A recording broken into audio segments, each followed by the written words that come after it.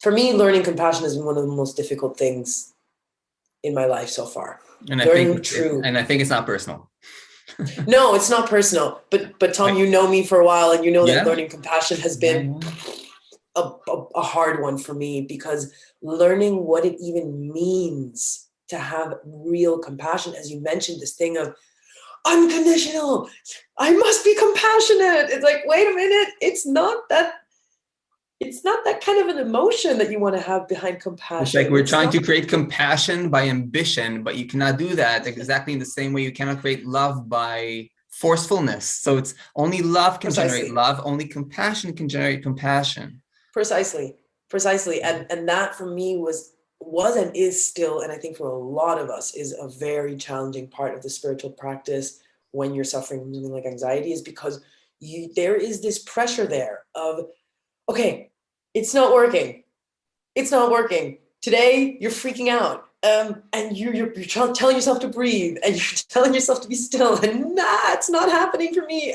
Help. And I want to jump in and say, if you allow me, may I just say a sentence? Please. I want to jump in, because that's the whole point. Let yourself freak out from time to time. It's completely fine. Exactly. We have an image of perfection that is unrealistic.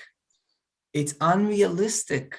We are human beings. As long as we are human beings, we're not gods or angels or whatnot. We are human beings. We have emotions. We're living. Come again? We will be in many ways.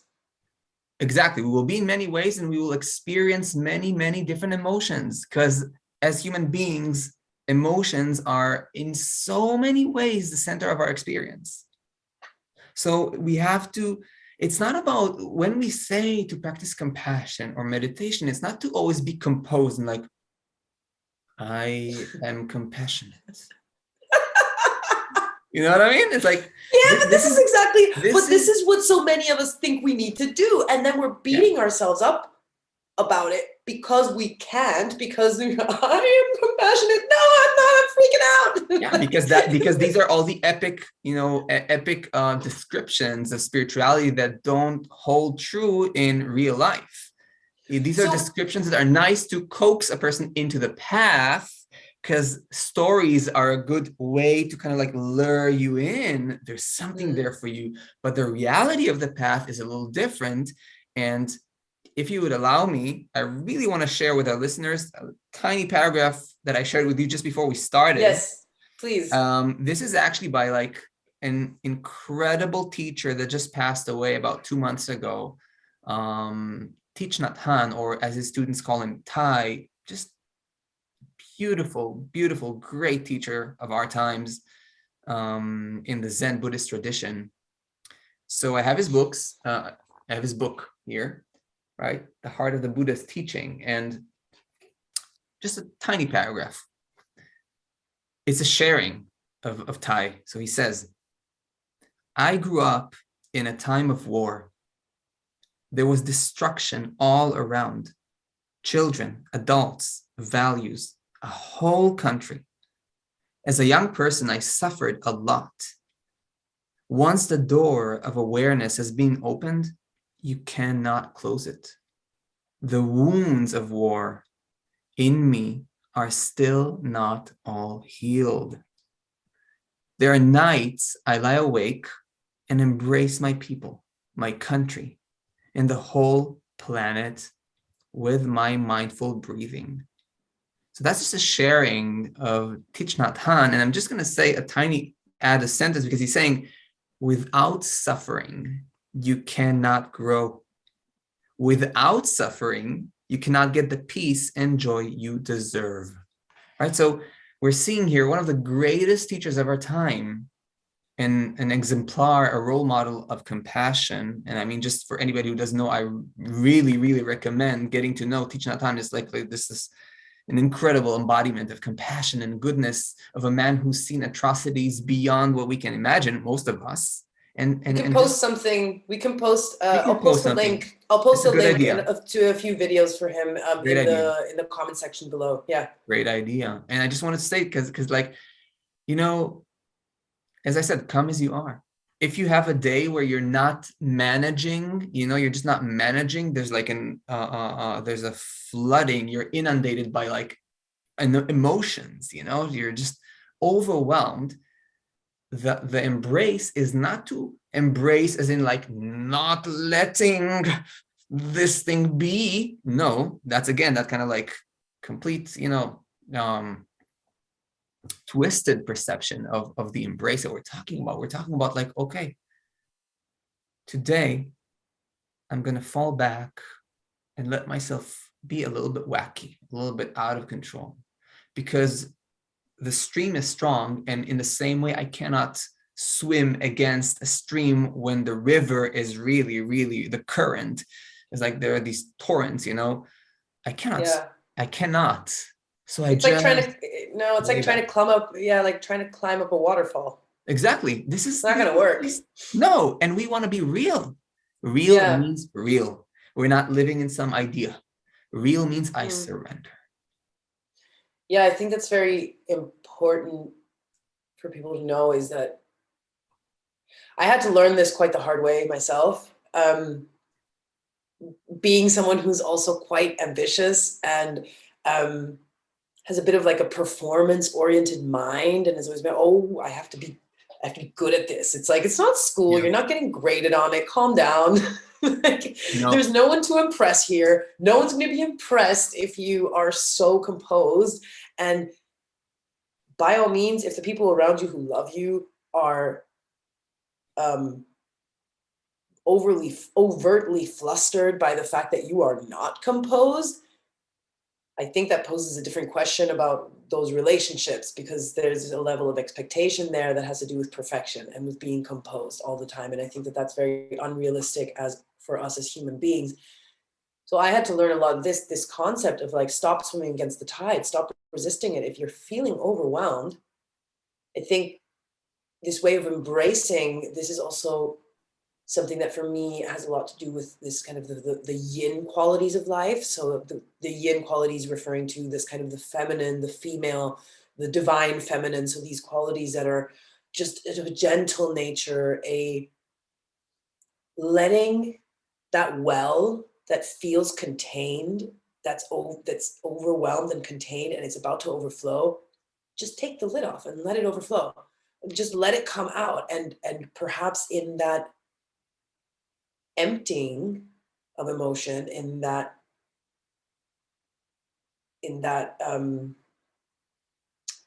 sharing, and that kind of waterfall that's going to come out of you, again, there might also be very valuable information. A lot of it might just be nonsense, but there might actually be these deep wounds that you were mentioning, for example. There might be deep wounds there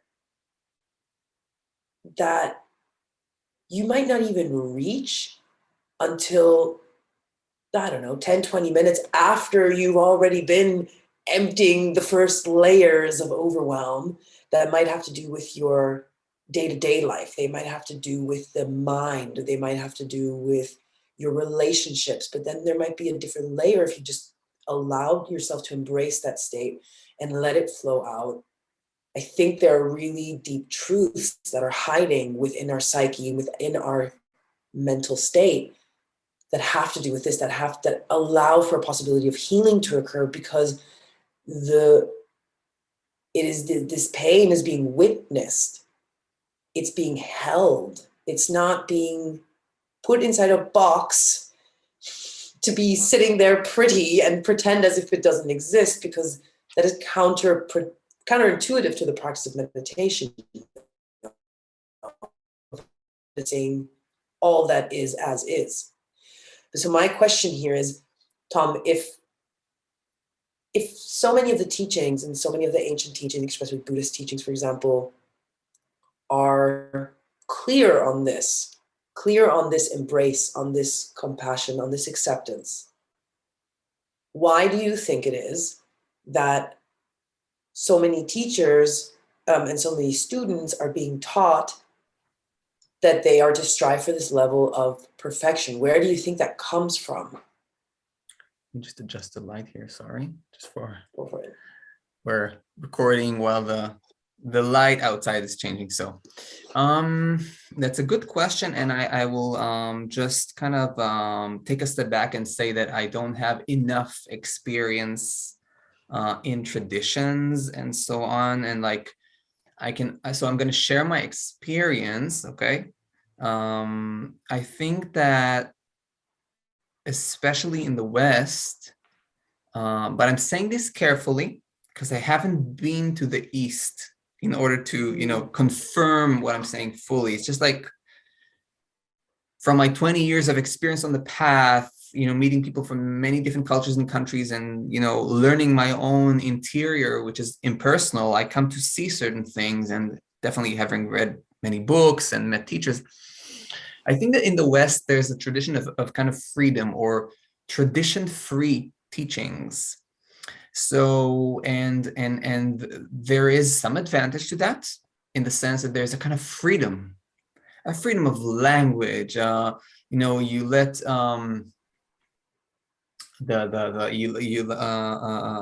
let the juices of life kind of flower, and they're emancipated from different forms of religious thinking. Okay, that you can sometimes find in traditions. However, it comes with a great disadvantage, which is that many of the principles and the guidelines and the anchors and the tremendous well of wisdom that actually does exist in traditions is missing. And so we get very often partial teachings. It's almost like a selective how do I say, like we assemble a teaching in a very selective way based on, I don't know, our character, based on the social trend. And so we end up, for example, in the West, we love stories of success. In the West, our God to date is the God of individuality, as I like to say, right? Reaching the top. We like to say, for example, in the New Age scene, to be the best version of yourself. Your highest self. Whatever. Yeah. It's like the best version. You know what I mean? It's like, it's not just enough to be yourself. You have to be the best version always, right? It's like, and there's this image, and everybody who tries to portray that image. If you just, there's this funny saying that goes like, if you feel that everybody's life is just great except yours, it means that you're on Facebook. Okay. Or Instagram. You're on social media. You're definitely on Instagram. Yeah. You're on social media where everybody just like, does all these poses and stuff, and it looks also clean with those filters and like a nice little kind of like slogan or statement of like beauty and truth and perfection. Then you just reach out and you realize that life is completely broken. So it's a sad kind of state we find ourselves in, needing to kind of like live out an impossible image. I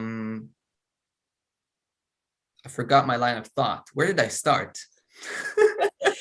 You started with the teachers and the individualistic self, and that's we actually focus. Yes, and we were talking about traditions, or or like the West, and I think we're missing a lot of those anchors that give us perspective, on the place of suffering and how to deal with it, and the very profound reminder that we're not going anywhere.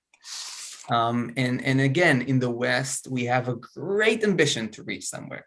It's we're gonna take that ambition and we're going to infuse it into spirituality, and we're gonna try to become great souls or something like that. You know what I mean? And it's not that I'm against becoming a great soul, becoming a great soul, but we have to understand what that means. It's not the image that we have of great, for example, being a billionaire, you know what I mean? Or being famous, you know what I mean? Or even helping everyone. It all depends where it comes from. If it's just a natural flow, then it's authentic.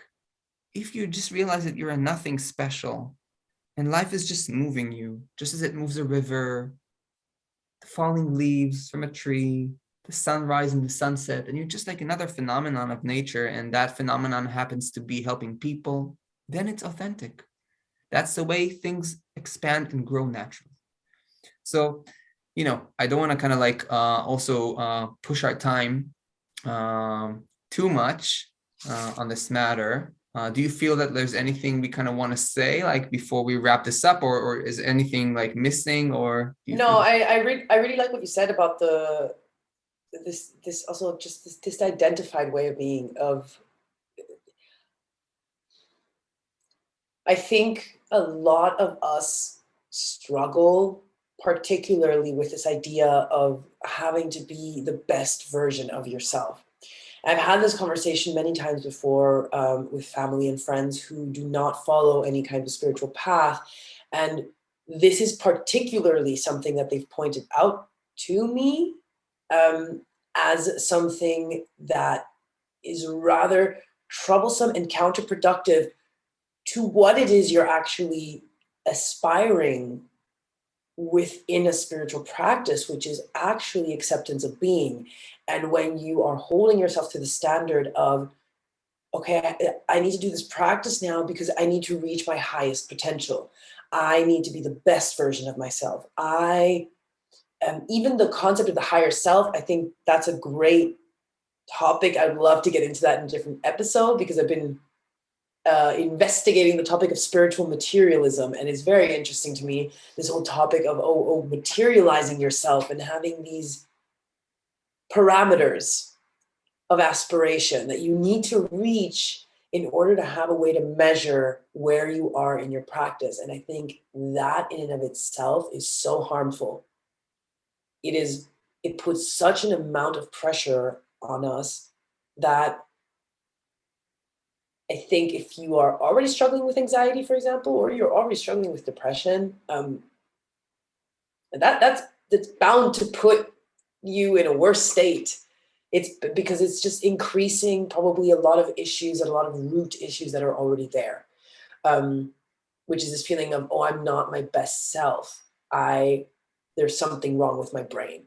There's something wrong with my body chemistry. Yes. There's something wrong with fill in the gaps, but there's something wrong. Although I kind of, if I can, sorry for kind of like interrupting, but I just want to say, like, I agree with you, but there's like the complementary side of that, which is that there are certain hallmarks of good spiritual practice. So it's just that when we use them, we should use them with the right spirit. If we use those hallmarks again, like as a way to see whether we're getting to our best version, self, that's the wrong way to use those hallmarks. So how would you use them? Simply from the place of knowing, because I want to be truthful. It's not about being the best self. I want to be truthful. I want to be, happy. I want to just, be at peace with myself. And I want to see if my practice is yielding or taking me in the right direction. And that's all. So what are some of these hallmarks? Maybe 2 or 3 that you can mention. I think that one of the hallmarks is, that one of the most, immediate, not immediate in terms of time, but like palpable, is a definite increased sense of silence in one's being, like a spaciousness that is felt as silence, a silence that allows for things to be. That's for example, one hallmark. We grow in silence. And another hallmark is, for example, that we're less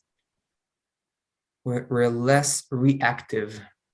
It's almost like that silence produces more of a space that gives us a kind of gap to be less reactive and more intelligently responsive. Yeah.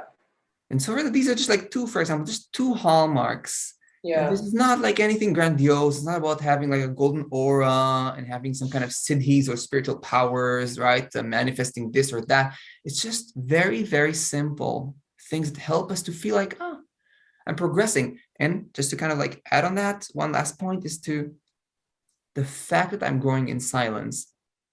Again, coming back to the beginning of our conversation, will not necessarily cancel all your suffering, but it will definitely be a much better container for your suffering to arise in.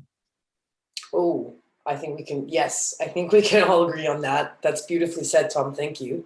I think the last question maybe to close this off would be, I mean, we didn't anchor too much on the topic of medication, but I do think it would be nice to hone in on that for a moment, which is, I think a question maybe a lot of our audience might have, which is if you are taking a psychiatric medication for your condition, do you like, does that interfere or hamper with your spiritual path? Okay. And if so, if it does, how can we, what is maybe a good way to be attentive and be mindful of the presence of that medication and how it's acting within us? Yes. So again, I'm not a doctor. Everything I'm going to say here is a result of my own experience with medication and spiritual Absolutely. practice, and knowing other people who take medication and have an active spiritual practice. And I can attest to the fact that for me, at least, medication never stood in the way of growing spiritually. For me, I've seen other people to whom medication was not a hurdle. There's this kind of like common or rumor running rampant within the circles of the spiritual whatever scene, or that medication is hurdle. It's like it's a no-no on the path, and if you take medication, you cannot practice meditation. And I must say that this is just being said by unexperienced people. Now, I do not know the effects of heavier medications. So there may be certain medications that kind of numb you out or affect your brain in heavier ways. But I think that no matter what your condition is, if you still have, a functioning conscious mind and a sincere intention and heart, you can always make progress. Period. And again, that's not an answer of a doctor. I'm not a doctor, so I cannot say anything about the ingredients and so on, and their connection to the soul or consciousness, because nobody really knows. So I can only say that I've seen that it doesn't stand in the way. If you have a conscious mind that's still functioning, and you have a sincere heart that wants the truth. Yeah, absolutely. I think that we can all agree on this. I think if there is an intention there, the intention to be in and of itself opens a window for you to witness also the changes in yourself, in your brain, perhaps caused by a medication, to witness those lovingly and to not reject them, to not resist them as much, which I think is quite common. It can happen, I think, quite a bit, is that you are taking the medication and a part of you is kind of like, yay, I'm going to be so much better now. Like, I'm going to be balanced and not have all the ups and downs and peaks and different issues that I'm having with such intensity. Oh, amazing. There's that part of you. And then there's the part of you that notices the differences in your body, notices the differences in your mind. It feels all of a sudden maybe, a bit numbed out, or maybe depending on the medication you're taking, there's such a plethora of different side effects. And, Yeah. we're not going to get into that now, but No. I think witnessing that and being loving towards that, and it's just knowing, well, I have the intention of being truthful. I have the intention of being conscious and aware. I have the intention of feeling from my heart space, honestly. Absolutely. And I will say And that maybe includes everything. Everything, absolutely everything. And I will end by saying two things. And I think with that, maybe we can wrap it up. I mean, you're going to be the decider on that. But like, if Etty Hillesum, if you ever heard about her, she was like in Auschwitz. If she managed, Etty, if Etty managed Etty Hillesum, if she managed in Auschwitz to liberate herself, then who are we to say that with some medications that support us in our well-being, psychological well-being, we cannot? Right? So just to have some perspective and some proportion, I think is very, very healthy. Absolutely.